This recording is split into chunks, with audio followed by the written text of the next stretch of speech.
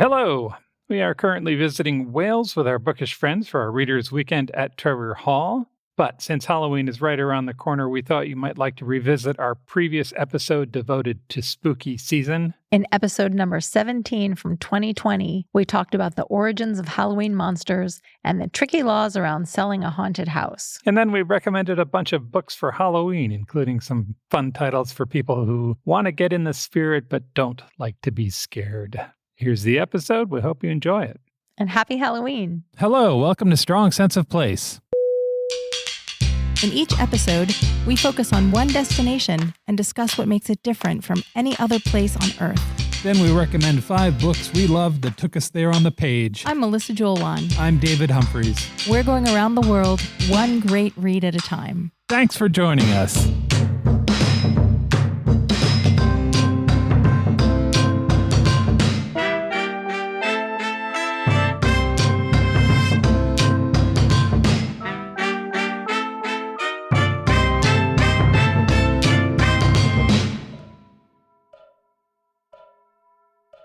Welcome to episode 17 of Strong Sense of Place. Today, we are all about celebrating Halloween.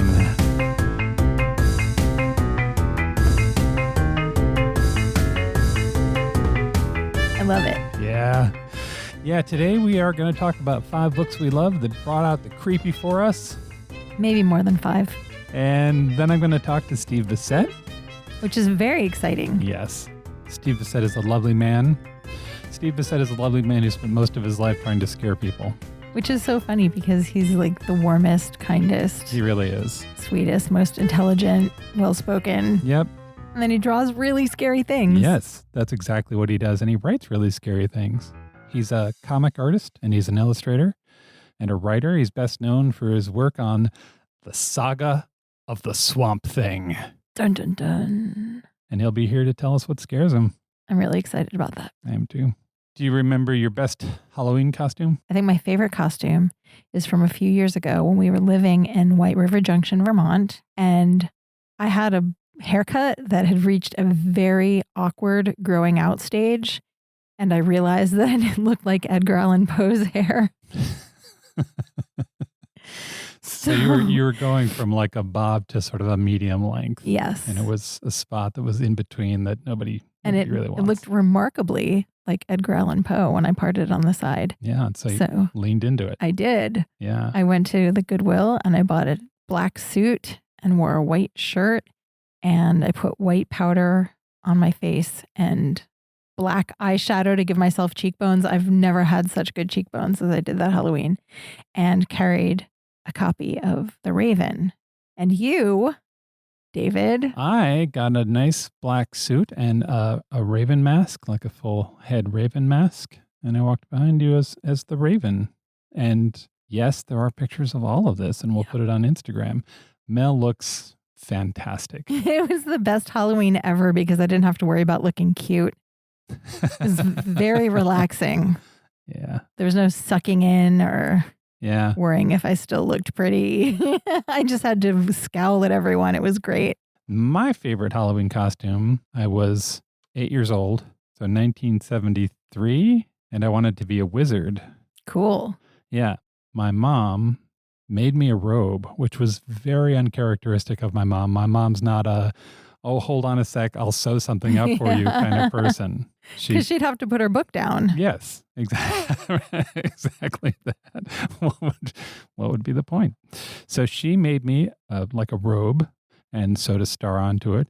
And my dad got a dowel and painted it black, and they put a big golden star on top of it.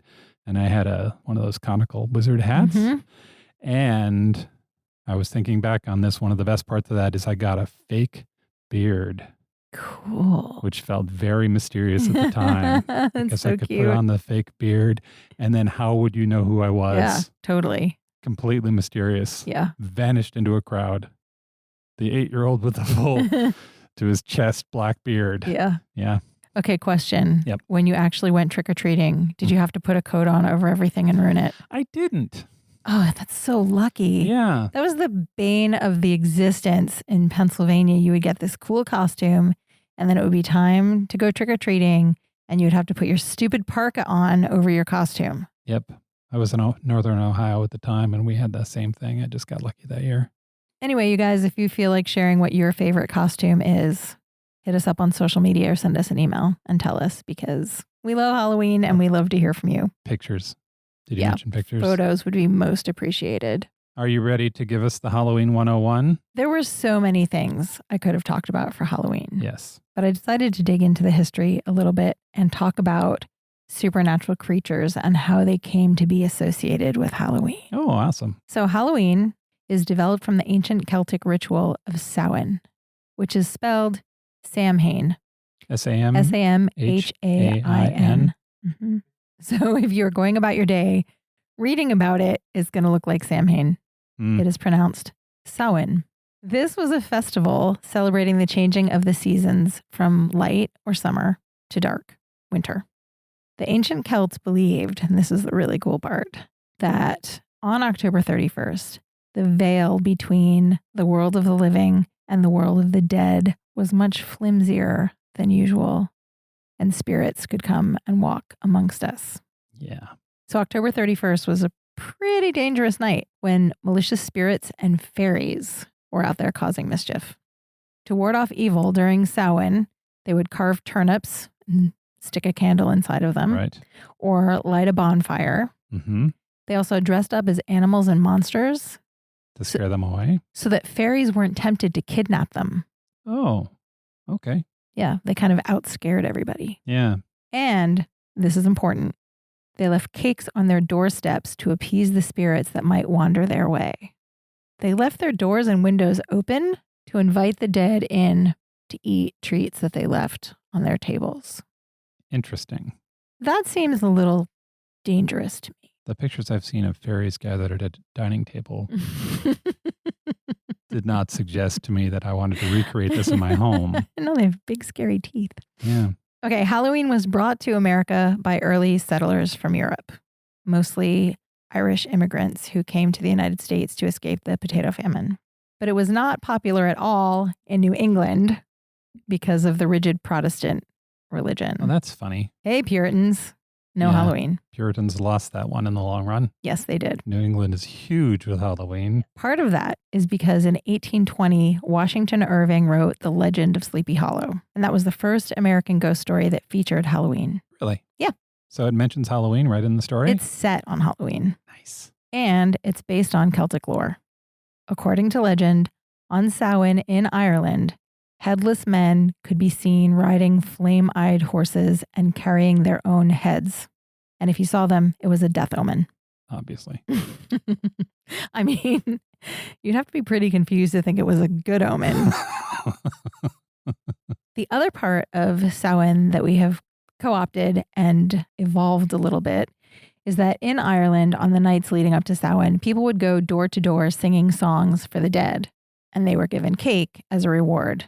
And that's how we got to trick-or-treating for candy. Halloween caroling. Yeah. Yeah. So the picture is that I'm getting is it's like the 1800s. It's dark because it's late in the year. Yeah.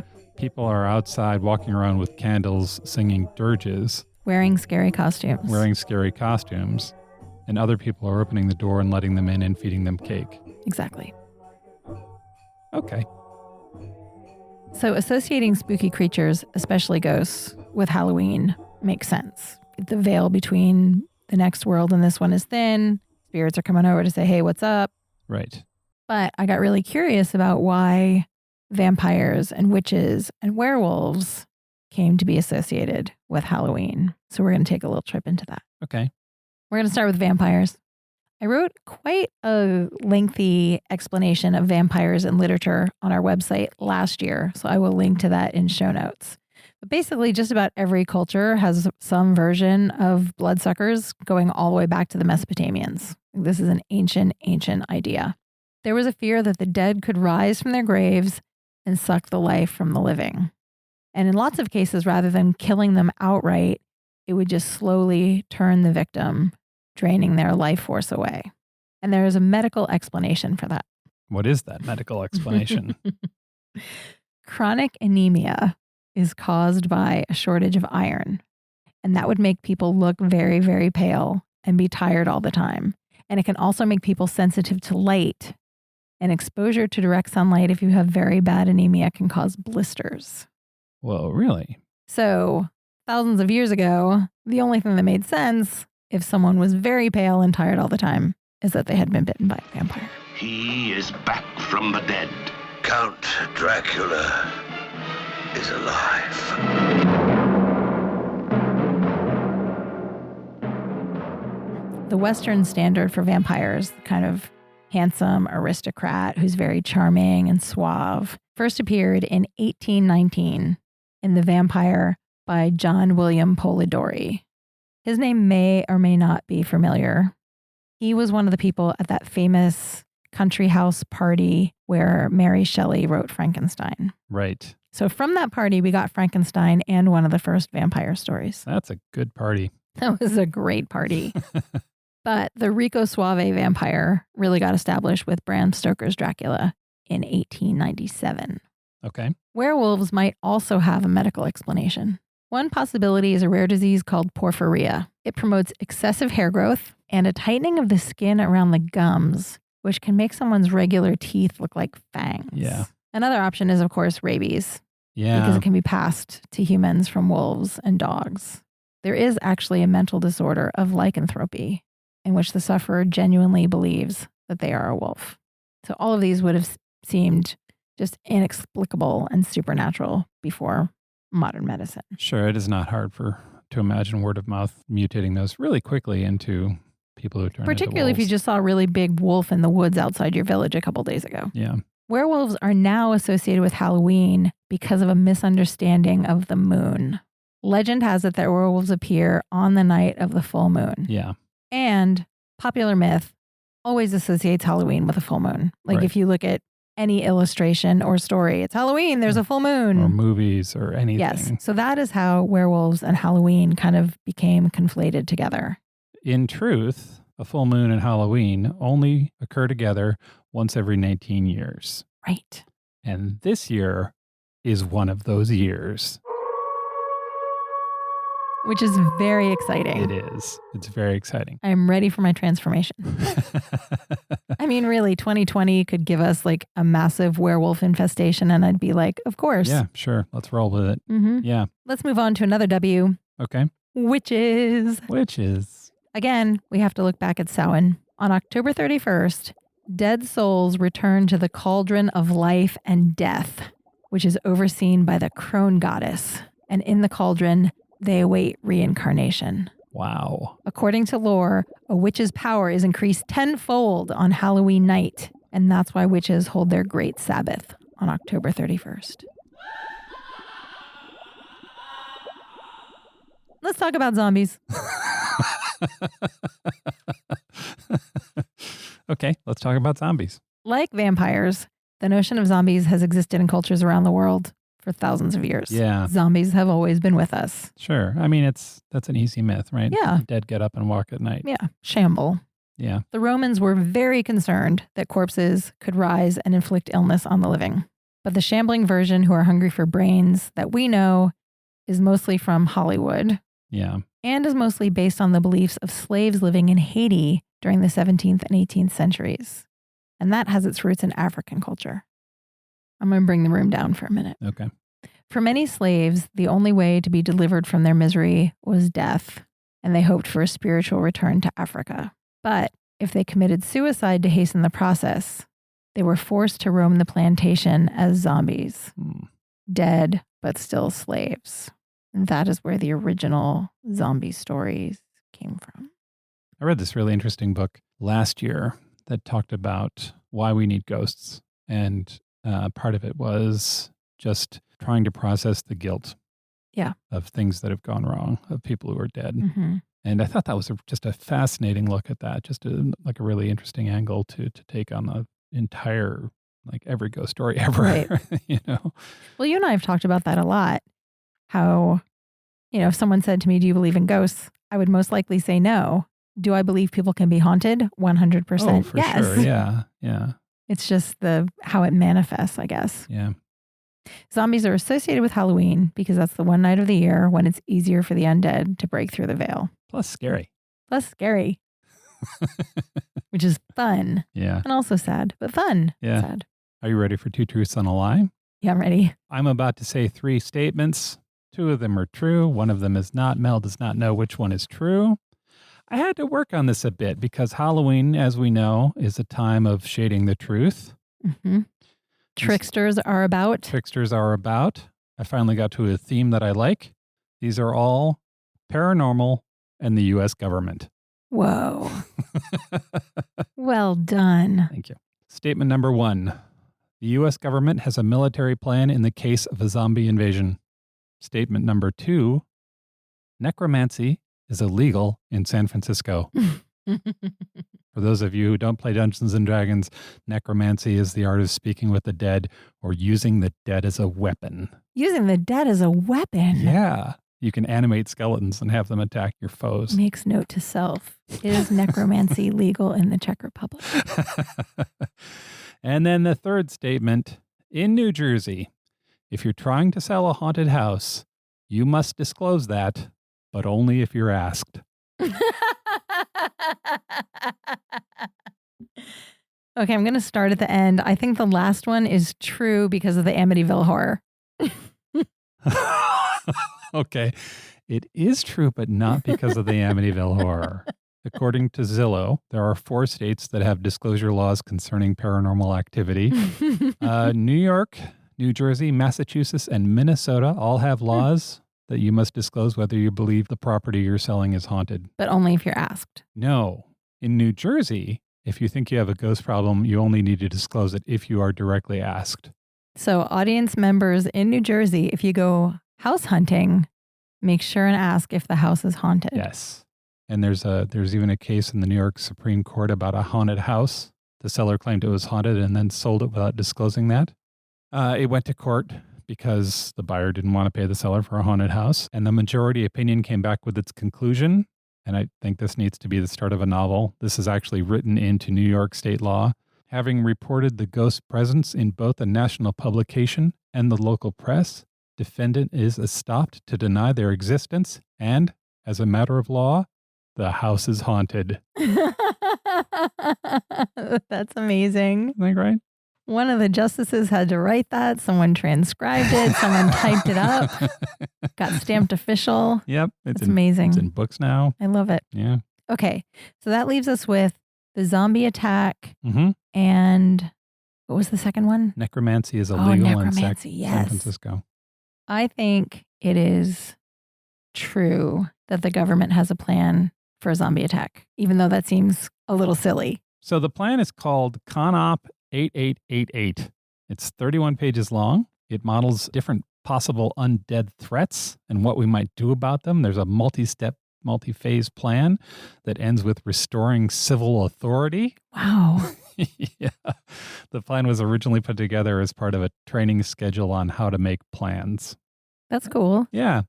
I would like to point out that that is exactly what they would say if there was a top secret zombie fighting document.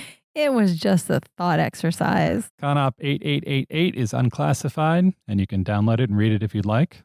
Although a better read along the same lines is Max Brooks' World War Z. Covers similar territory in a way more entertaining way. Okay, that means the necromancy San Francisco thing. Lay some science on us. Necromancy is legal in San Francisco, but you need a permit. This all got started because San Francisco lawyers were trying to protect people from fortune tellers. Mm-hmm. And so they made a permit, right? You go down to the police station, you pay $350. There's a background check. You get a public hearing. And if you get approved, you get a permit to divine the future. Cool. Yeah. For what it's worth, $350 is more than the permit to be a masseuse, but less than the permit to be a walking tour guide. Oh, wow. Yeah. The legal language is fascinating. I was going to read the whole thing, but it's a bit long. I'll say that, among other things, the San Francisco Municipal Code 1302 permits the telling of fortunes or the reading of the past by any means. And it specifically mentions tarot cards, coins, sticks, tea leaves, and coffee grounds. Nice. Yeah. It specifically mentions necromancy as well. the practice of necromancy. It covers spells, charms, curses, and potions. And it lists a bunch of reasons why someone would want these things done, including getting good luck, stopping bad luck, shortening a person's life, winning the affection of a person, or finding where money or property is hidden. I noticed that hexes weren't mentioned. So are you telling me that hexes are not covered by this permit? I'm betting that hexes are part of the part of the language. What about potions? Potions are definitely in. Okay. Yeah. And then the very next sentence in the law says, quote, fortune telling shall also include pretending to perform these actions. Wow. So if you have a kid, you live in San Francisco, you dress them up as a fortune teller, you got to pay the $350 fee. No charlatans. Yeah. That's it. You got it right. Hooray. We should be keeping track of my record. Yeah, I think it's pretty good. Are you ready to talk about books? Of course. Let's do it. I should begin by saying that I took this assignment quite literally. So not only are my book recommendations filled with atmosphere, all of the books I'm talking about today are set on Halloween. Nicely done. And I got a note from someone on social media that said, I'm a scaredy cat. Can you please recommend some books that are not too scary so that I can celebrate Halloween too? Got you covered. Yes. So I'm just going to talk briefly about two books that are completely not scary, but capture Halloween so that people who fall into that camp don't have to sit there on pins and needles waiting for us to talk about books that aren't scary. The first is called Basic Witch by Harmony Hart. That's a great title. Yeah, it's really cute. It's a very light kind of romance novel and cozy mystery set in Salem, Massachusetts. Nice. On Halloween, our heroine Gemma has just inherited a magic shop, and she's learned that she's descended from a family of witches. And then there is a murder in the magic shop. She, of course, is determined to solve the crime, and she's aided and abetted by a cast of supernatural creatures who live in Salem, including fairies, leprechauns, witches, vampires, shapeshifters, and more. Wow. This book is just 200 pages. All right. And it's basically the equivalent of eating an entire bag of mini Reese's peanut butter cups. Yeah. It's really sweet and fun. And there it is. And there it is. My second non-scary recommendation is The Curse of Brayburn Castle by Karen Menahan. This is another cozy murder mystery. It's set in 1921, and it is a quadruple whammy of a strong sense of place. How's that? It's set on Halloween. Yep. In Scotland. At a manor house on an island. Okay. Someone is found dead at the base of the tower, and there is a question about whether he jumped or was pushed. And as you'd expect in a Golden Age mystery, there is a motley crew of suspects.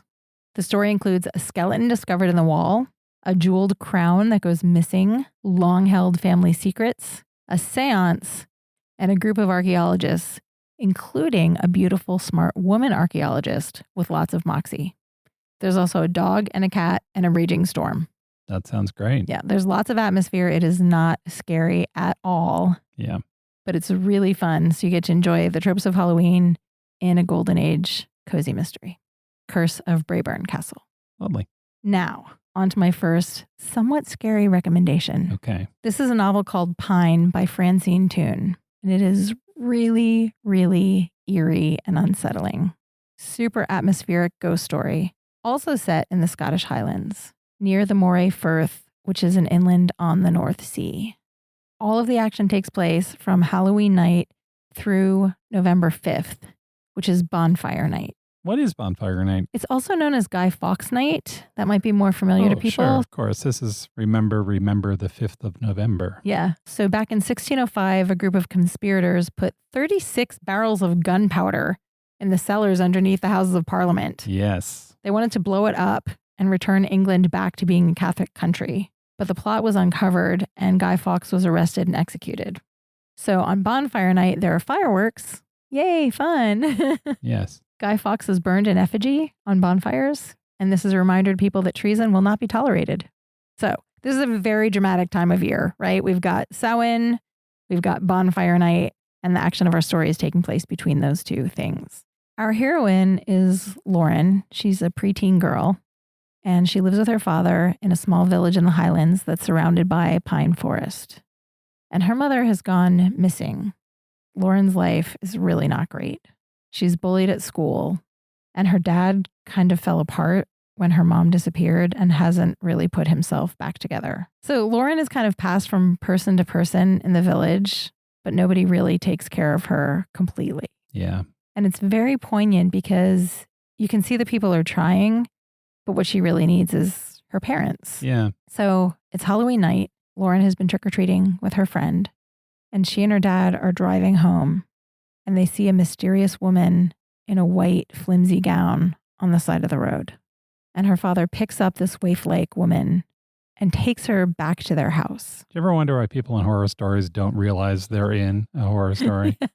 Well, and it's really well written because Lauren is very curious about who this woman is. And her dad has this very strong reaction to the woman Oh. and is like protective of her and puts her in the car and takes her home. And Lauren's, I think, so used to weird things happening that she's just like, okay. Yeah. You know? In the morning, the mysterious woman is gone. In the wake of that, a string of mysterious events follows, including a local girl going missing. So the plot is all about solving these mysteries. Who is the woman in white? What happened to the girl who went missing? What happened to Lauren's mom? But that's really just an excuse to be immersed in just amazing atmosphere and to get to know these really complicated characters. Yeah. I felt very protective of Lauren. She's a little odd, but odd in the way we're all odd and have our own little quirks. And there's some really, really sweet, melancholy details. For example, when she's getting dressed as a vampire to go out trick-or-treating with her friend, she uses her mom's red lipstick that she found in her room. And she keeps a knife that was made from an antler in her pocket, just in case she needs to protect herself. Yeah. And she uses tarot cards and an old spell book to try to make sense of what's happening in the town. It's a really kind of quiet, unsettling novel. If it was a movie, there would be no jump scares. It's more like when you see something out of the corner of your eye and then you turn your head and it's gone. Mm-hmm. It's more that feeling. It really nicely incorporates a lot of the tropes of Gothic fiction. So isolated houses and ghostly images, unexplained phenomena that could have a rational explanation, but we're not sure if they do or not. And conversations between people that get started and then ominously just kind of drift off without ever being completed. But it's all really quiet instead of that over-the-top melodrama that we usually associate with Gothic fiction. Okay. So is this kind of in the direction of Haunting of Hill House? It is in terms of the atmosphere. I'm going to say, no disrespect to Shirley Jackson, the language in Pine is really beautiful. Really? Mm-hmm. All right. From the first page, the tension and the suspense stay at this kind of constant simmer of dread. There's very little release while you're reading it. It's just, it's really, really good. I wish you could have seen Mel's face just then. The author, Francine Toon, was brought up in Scotland. She has won a bunch of awards for her poetry, Mm-hmm. and that shows in her prose because it feels like each word is serving a very specific purpose. Yep. And is intended to create a specific effect. And like all ghost stories, it is very melancholy. Yeah. And sometimes bleak. It's about the ways that people can be haunted by their mistakes and by guilt, which we already talked about, and by fear and maybe by ghosts. It was great. That is Pine by Francine Toon. That sounds awesome. Okay. My first book is Long Way Down by Jason Reynolds. I love so many things about this book. Let's start with the premise. So there's a boy. He's 15. His name's Will. He has a brother. In the opening pages of the book, Will's brother is murdered. He's shot down in front of their apartment building. That is a sad beginning. It is. Will wants revenge. Will goes up to his family's apartment and he gets his brother's gun. He tucks it in his waistband and he leaves. He's up on the 7th floor and he's on his way to kill his brother's killer. He calls an elevator. He gets in the elevator and then on the way down to the ground, the elevator stops at every floor. And at every floor, a ghost gets in. What? I was not expecting that. That is awesome. Yeah. Yeah. And on the way down to the ground, the ghosts talk to him about the murder that he is about to commit. The author described it as it's a Christmas Carol meets Boys in the Hood. Mhm. And it totally is. The book is about 300 pages long, and most of it covers 1 minute in Will's life. Wow. That's the length of the elevator ride down. The 300 pages long thing is a little deceptive because the book is written in verse. Wow. Yeah. I feel like I keep saying wow, but everything you say is surprising me. I know. That's why I love this book. It's written and it sounds like street poetry, and the author was a street poet before he wrote this book. Here's a clip of the author reading his work. Don't nobody believe nothing these days, which is why I haven't told nobody the story I'm about to tell you. And truth is, you probably ain't gonna believe it either. Gonna think I'm lying or I'm losing it, but I'm telling you, this story is true. It happened to me. Really. It did. It so did. His voice is very rich. Yeah. I really would love to listen to that. If it's not entirely clear, the book is available as an audiobook. I listened to the book while I read the book, which, I don't know, I just really enjoyed. Multimedia experience. That's cool. It takes about an hour and 45 minutes to read it. I am not nearly the first person to discover this book. It was named a Newbery Honor Book, a Prince Honor Book, and it won an Edgar for Best Young Adult Work. If you're not familiar with book awards, that's an award for children's literature, teen literature, and an award from the Mystery Writers of America. The publisher says the work is intended for grades 7 and 9. I always think ratings like that are a little bit ageist, but I understand why they exist. Oh, and the book is coming out as a graphic novel this month. Oh, that's really fun. Yeah. I haven't read it, but what I've seen looks good. You could double up on the graphic novel and the audio book, and then it'd almost be a movie. So now we need to talk about the author for a second. Jason Reynolds was a poet before he was a novelist. He was raised loving rap culture. His earliest influences include Queen Latifah, Tupac, and Biggie. Nice. Yeah. His first poem was written to honor his grandmother at her funeral. Oh, that is so sweet. Yeah. He says he didn't read a novel until he was 17, mostly because nothing spoke to him. And then he was working at a bookstore and he read Richard Wright's Black Boy. And then he started reading everything in the bookstore. He's written a bunch of things, all of them, I think, intended for middle grade readers. This past January, he was named the Library of Congress's National Ambassador for Young People's Literature. It's a 2-year position. If you want to do your heart a favor, go to YouTube and check out the videos of him talking to children about books. Oh, so sweet. Yeah, he seems to be just a lovely man. I have a question about the book. Yeah. What is the tone of the story? How did you feel when you were reading it? The story kind of plays out as a conversation between a bunch of characters and Will, this boy, about basically gun culture and murder in his neighborhood. Some of the ghosts that he runs into are not happy about their fate. Mm-hmm. Some are certainly more kind to him. Some of the ghosts he's very happy to see. Some of the ghosts he's surprised to see. It is not an angry work, I don't think. It strikes this kind of cool balance between tough and almost loving. Like the author wants, it feels like the author wants the character to do the right thing, you know, and he's trying to give him a path to do the right thing a little bit. I really enjoyed that book, and I really enjoy knowing that author is alive and doing stuff. Right on. Yeah. That's Long Way Down by Jason Reynolds. Would it surprise you to know that I'm going to cheat again? 0%. I've chosen to talk about 2 classics in my next book slot allotment of time. Something Wicked This Way Comes by Ray Bradbury and The Legend of Sleepy Hollow by Washington Irving. I'm also going to very strongly recommend that you enjoy these on audiobook if you can, because both of them make for a great listening experience. They also work really well on the page because I was surprised, and this is going to make me sound very ignorant, I think, but I was surprised at how beautiful Bradbury and Irving's writing is. The descriptions and the language are fantastic, and it was great to listen to them, but if you like to highlight, you might want to read them on the page. We will begin with Something Wicked This Way Comes. Okay. Here's the setup. A carnival called Cougar and Dark's Pandemonium Shadow Show arrives in a small town by train sometime after midnight. It is 1 week before Halloween. I mean, that's a perfect setup in my book. Yeah, I agree. Totally in on that. We meet two best friends, Will Halloway and Jim Nightshade. They are inseparable, and they're as different and as similar as best friends can be. They're almost 14, and their birthdays hint at their characters because Will was born 1 minute before midnight on October 30th, and Jim Nightshade was born 1 minute after midnight on Halloween. You learn that early in the story, and that influences how they behave throughout the book.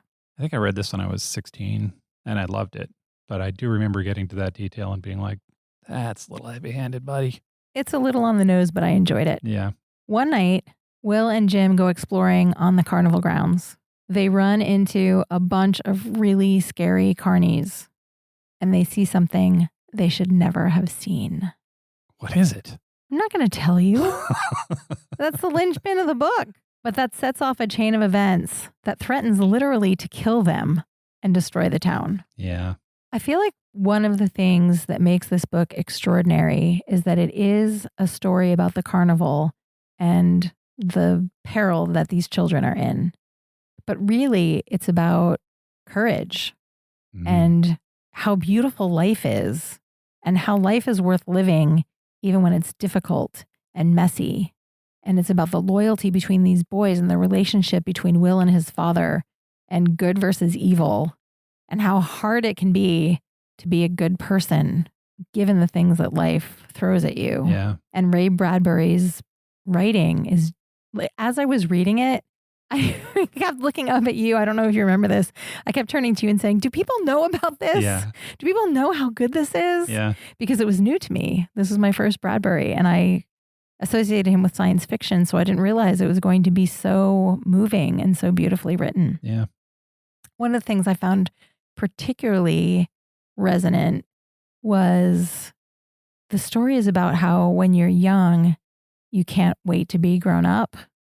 And when you're old, all you want is to be young. And I don't know if that comes across if you read it as a teenager, but reading it as an adult, I both identified with the kids and with Will's father. Mm-hmm. And it's very emotional, Yeah. but it's also wildly entertaining. Yeah. I really loved it. Yeah. That is Something Wicked This Way Comes. Moving on to my second book before Dave makes me stop. The Legend of Sleepy Hollow. Yes. This is another classic that I had not read previously. It's only about 100 pages, and if you listen to it on audio, it's about 75 minutes. So it's like a little literary Halloween snack. You can enjoy this on a Saturday afternoon.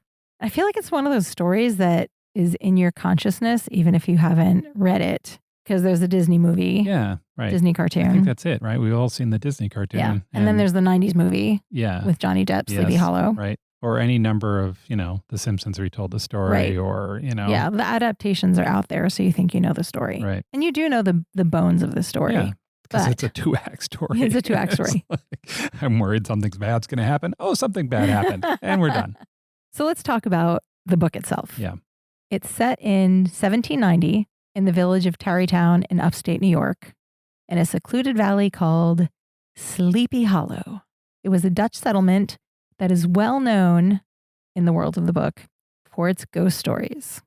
The town's favorite ghost story is the tale of the infamous Headless Horseman. He is the spirit of a Hessian soldier whose head was blown off by a cannonball during the Revolutionary War. Unable to rest, he rides his mighty black steed through the local woods on a nightly quest for his head. The other primary character is, of course, Ichabod Crane. He's a teacher, and he is new to town, and he is a piece of work in the book. He's grasping and gluttonous and super judgmental and a social climber. Ichabod immediately becomes besotted with two things: the story of the Headless Horseman and Katrina Van Tassel, the beautiful daughter of the richest man in town.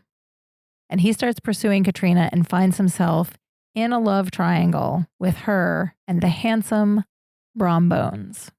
On Halloween night, there's a big autumn party, and all of the tensions that have been simmering in the town since Ichabod arrived explode. And eventually, the headless horseman gallops onto the scene. I was not expecting this book to be so funny. Really? The narrator, it has an unnamed narrator. Yeah. And he or she Yeah. is very quick-witted and has a really wry tone. So he's kind of relaying, but also a little bit poking fun at the people and the events in the story. Mm-hmm. The description of Ichabod is a masterclass on how to convey character through appearance. I think we should just enjoy a little snippet of that. He was tall, but exceedingly lank, with narrow shoulders, long arms and legs, hands that dangled a mile out of his sleeves, feet that might have served for shovels, and his whole frame most loosely hung together.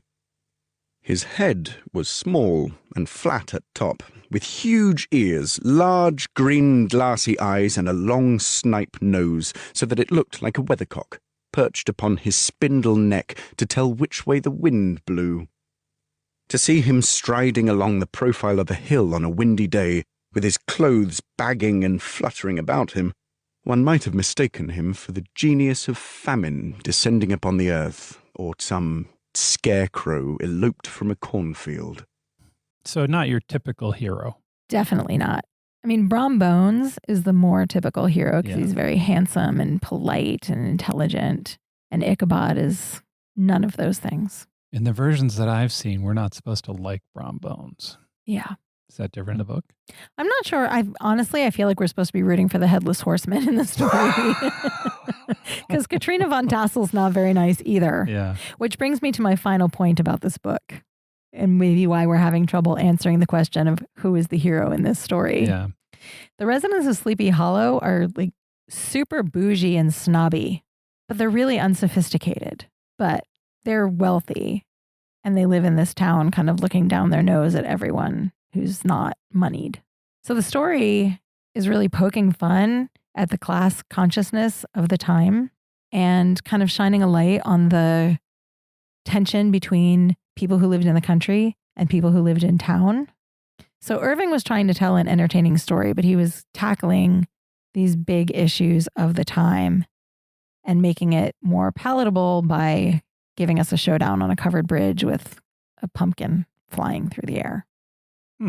So you can enjoy it on multiple levels, even though it is only 100 pages. Yeah. So Irving didn't like any of those people. No, Nobody in the story. no. Maybe the horseman.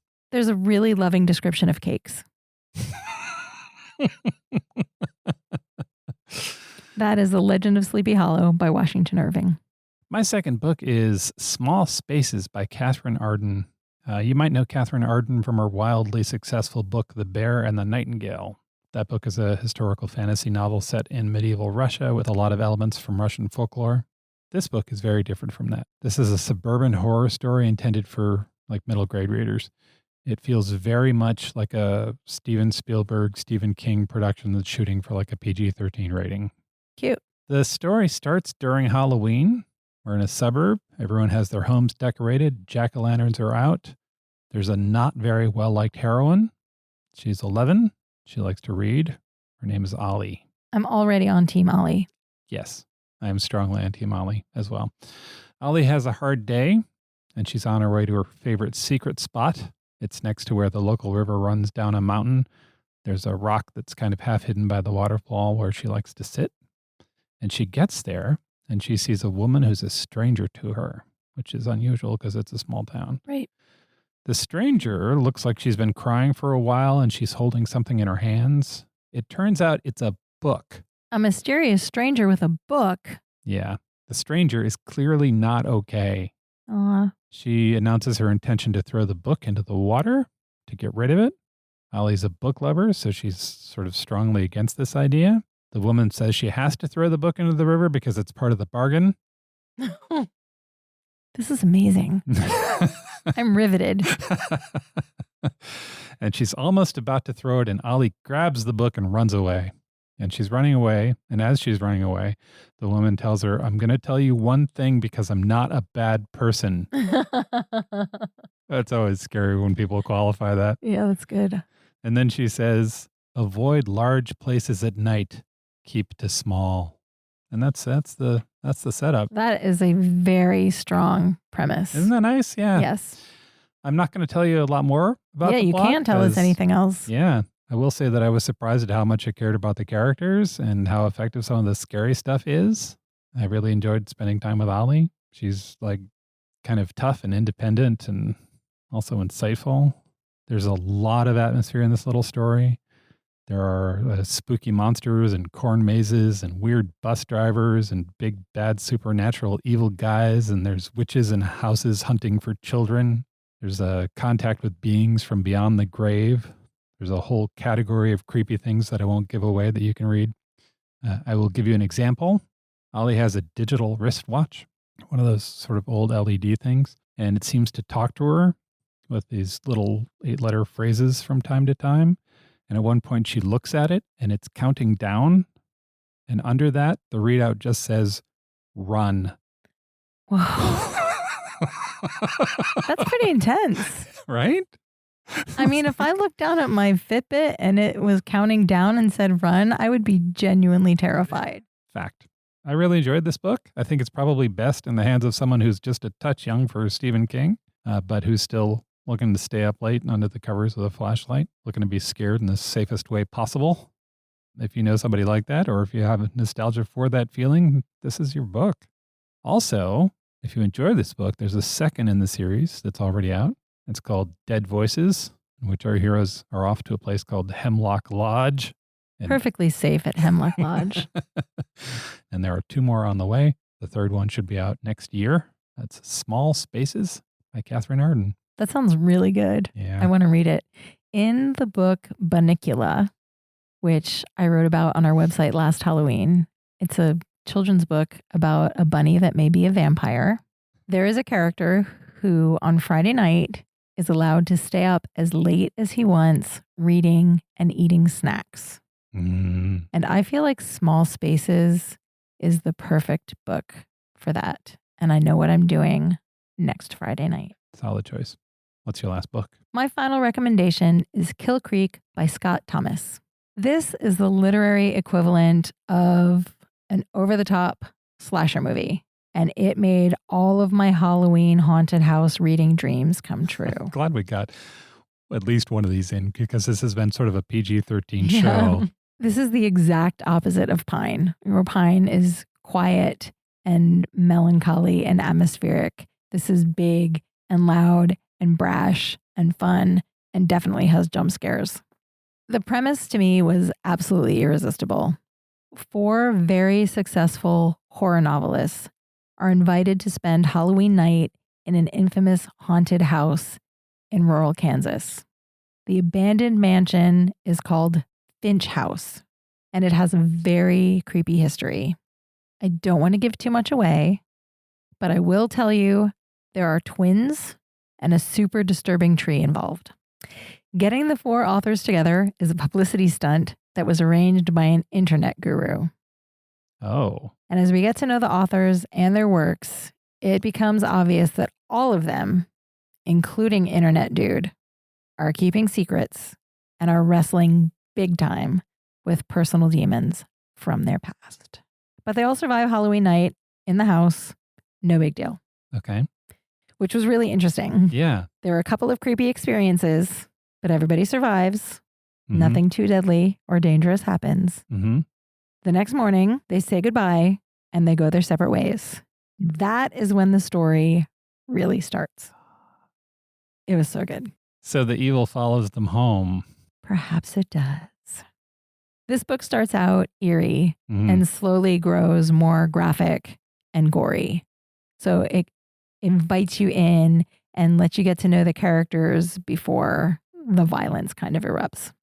There are a few scenes or episodes in the book that are straight up like a slasher movie. So anyone who's enjoying our show, if that is not your thing, this is not going to be for you. The ending was fantastic. I never saw it coming.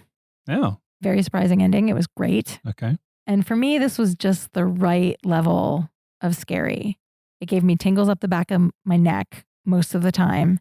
And I was able to read almost all of it at night When I got to the last couple of chapters, I remember I was in bed reading on my Kindle, and I got to a point where I was like, yeah, I'm just going to finish this tomorrow, because it just got to a point where it's like a little too scary to read at night. Yeah. I knew if I woke up in the middle of the night and had to go to the bathroom, I was going to think twice about putting my foot down on the floor, wonder if there was something under the bed kind of situation. Yeah. It's very cinematic, which makes a lot of sense because the author, Scott Thomas, has written scripts for Netflix, Sci-Fi, MTV, Disney Channel, and Nickelodeon.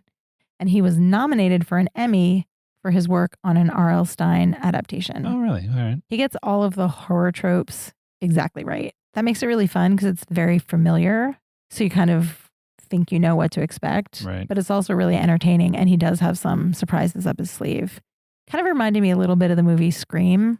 Yeah. Where it plays with the tropes really well. Yeah. I really love it for strong sense of place, not just because it's set on Halloween, but his descriptions of this abandoned house and the countryside around it and the weather and kind of this really unsettling rural setting just on the edge of town are very, very vivid. And I feel like he got the kind of annoying hubris of the internet guru and the competition between the authors really right. Yeah. Like the characters are really, in a way, they're kind of archetypes, but then when they interact, it's really interesting. So I feel like he's playing with all of the things we kind of expect to happen. Scott Thomas has said that he was inspired to write this novel by two things. The first was that he just kind of wondered what would happen if you took horror novelists in real life and put them in a situation where the things happen to them that they do to their characters. What would that be like? And the second is that he was a student at the University of Kansas. And when you drive from Lawrence to Kansas City on K-10, there's an exit for a town called Kill Creek. Really? And those two ideas collided for him, and this novel is the result. I'm not the only one who liked it. Kill Creek was nominated for a Bram Stoker Award in 2017 and was selected by the American Library Association as the top horror book of that same year. That is Kill Creek by Scott Thomas. Those are many books we love that brought Halloween to us. We will be back in a moment with horror legend Steve Bissette.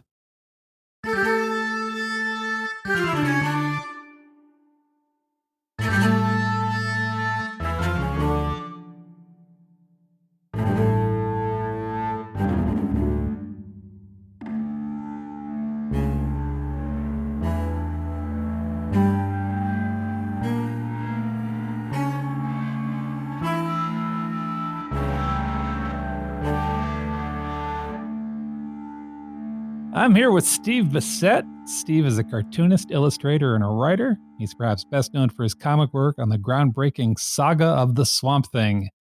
His latest writing includes a book on David Cronenberg's 1970s horror film The Brood and fictional work in a collection called Studio of Screams. Thanks for being here. Thanks for having me. So let's start at the beginning a little bit. How did you get started drawing scary things? What brought you to the world of horror? Well, it was three things, and I'll list them in order. Number one, dinosaurs. I was born in 1955, so I grew up in that late 50s, early 60s dinosaur boom. I labored mightily to draw dinosaurs.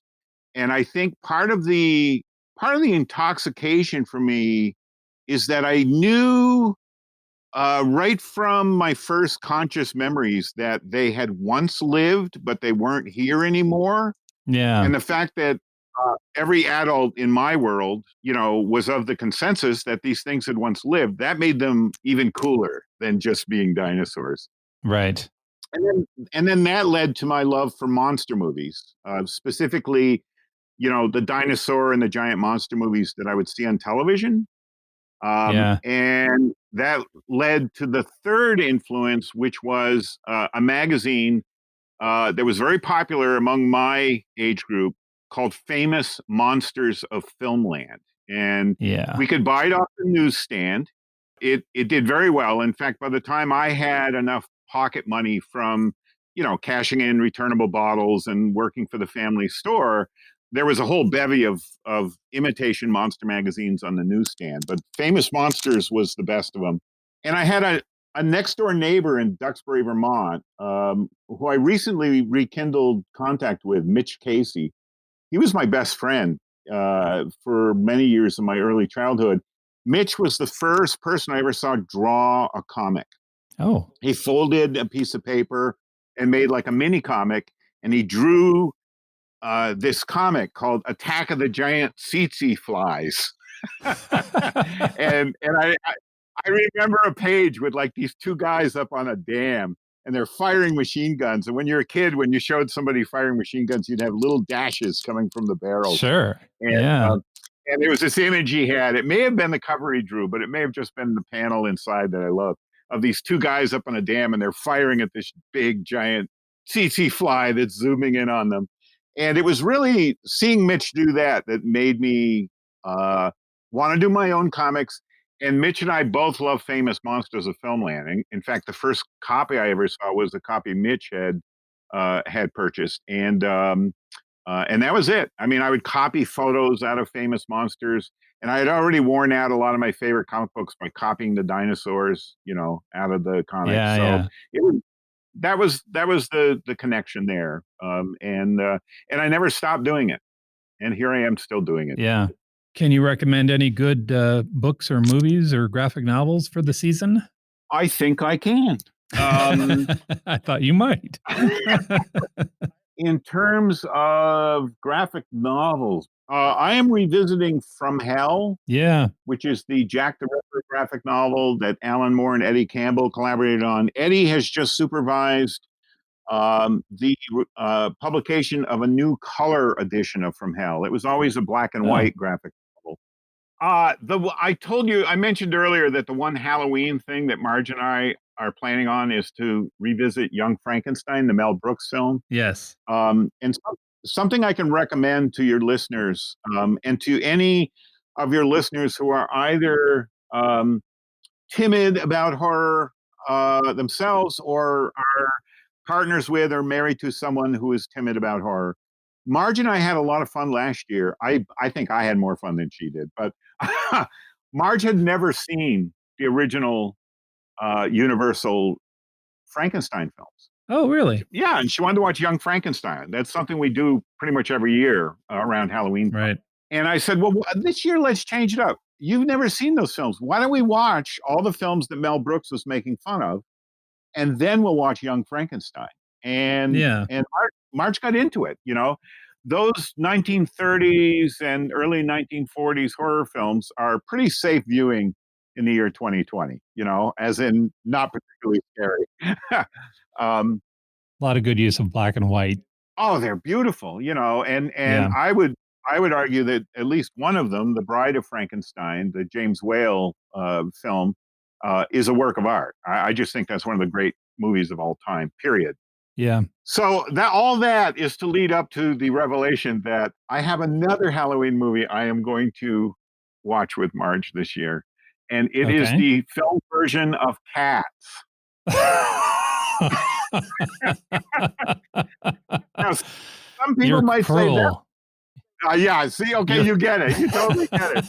It's like, some people may say, Steve, that's not a horror movie. And I beg to differ. Yeah. My favorite horror movie of 2020, in part because I got to see it at a drive-in with my son Danny, who's now 34. And it was the last movie-going experience I had in the real world of going somewhere to watch a movie.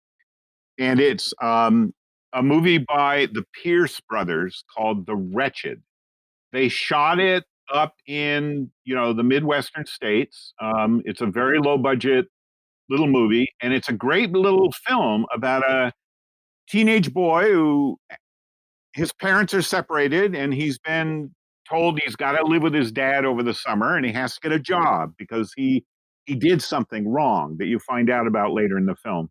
And it's one of those movies it's sort of like Rear Window, like watch the neighbors and what's wrong with that neighbor over there. And this kid begins to piece together that something is terribly wrong in the house next door to where his father lives and works. Okay. And they They develop it very imaginatively, and it's one of those movies that you start catching what you think are errors in the film. Like, wait a minute, Oh, that doesn't add up, but it all adds up. Like the things you think they're doing wrong are actually part of the storytelling, and I love that kind of yeah. storytelling. Right? Yeah. It's integral to the narrative that these things are happening the way they're happening.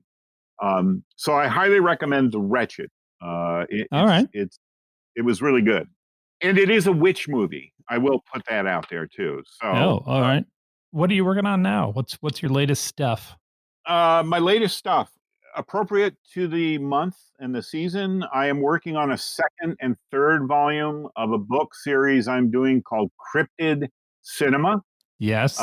And it's a genre that has been written about more and more of late, but nobody had really defined it. These are films that revolve around cryptids. Cryptids are unidentified animals. Okay, Yeah. so any species of animal that people have said they've seen or found or whatever, but it hasn't been accepted by science, is technically a cryptid. And the famous examples, of course, the Loch Ness monster, the Yeti, Yeah. Bigfoot. You got it. Those are the big Right. cryptids. Star cryptids. So I did a book back at the end of 2017 called Cryptid Cinema. That was the first volume. And now I'm working on trying to finish up 2 new volumes, one of which is dedicated entirely to a film called The Legend of Boggy Creek, which came out in 1972. And it's Yep. a little movie. It was a low budget independent film, but it changed everything. And it really is the movie that all this current television we're subjected to on Discovery Channel and Nature and all that, all these shows about hunting Bigfoot and so on, it all comes from Legend of Boggy Creek. So that'll be out sometimes next year, and that's what I'm working on right now. And the other project I'm working on right now is a book called Alan Moore and Me, and I'm collecting the interviews that I did with Alan back in the 80s and 90s, and I'm collecting some of the articles and essays I've written. And there's 5 or 6 guest writers who have written essays that'll also be in the book, and that'll be out sometime in the next year or so. Okay. And I've also got 2 sketchbooks coming out that are sketches of monsters. What a surprise, right? Oh, yeah. And those 2 sketchbooks are called. The first one's called Brooding Creatures. Yep. And the second sketchbook is called Thoughtful Creatures, and those will be out within the next 6 months. That sounds great. I look forward to seeing those. Steve, I want to thank you for your time. This has been a lovely talk. This has been great fun. Thanks for listening to our Halloween show. I hope you all get full-size Reese's Cups. Yes. None of that snack size stuff this year. Full size candy bars only. You can visit our show notes at strongsenseofplace.com for all kinds of spooky stuff. Mel, can you tell us about the blog posts you wrote to celebrate the spirit? I may have gone a little overboard for Halloween this year. We have a roundup of very spooky short story collections that you can read for Halloween. I'm a big proponent of sitting in a closet with a flashlight and reading a short story to whoever you can make sit in the closet with you. This is a really fun activity. We also have 2 recipes for food and fiction, 1 sweet and 1 salty. Those will be rolling out over the next 2 weeks. My weekend getaway picks for the next 2 weeks are also going to be Halloween related. Mm-hmm.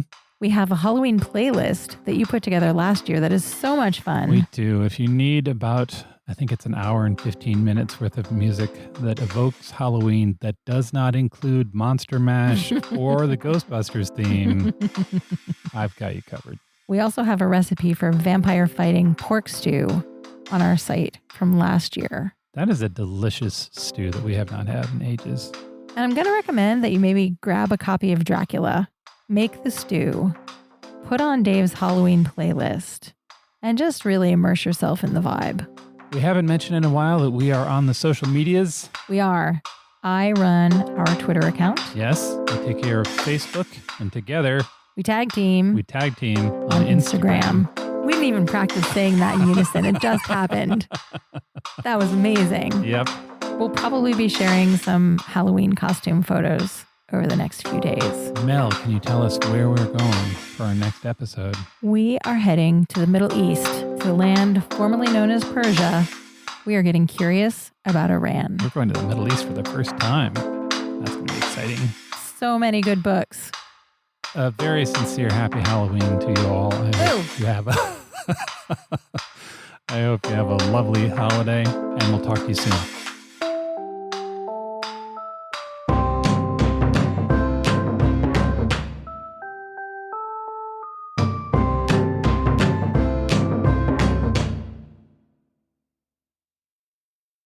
Hey, Michael.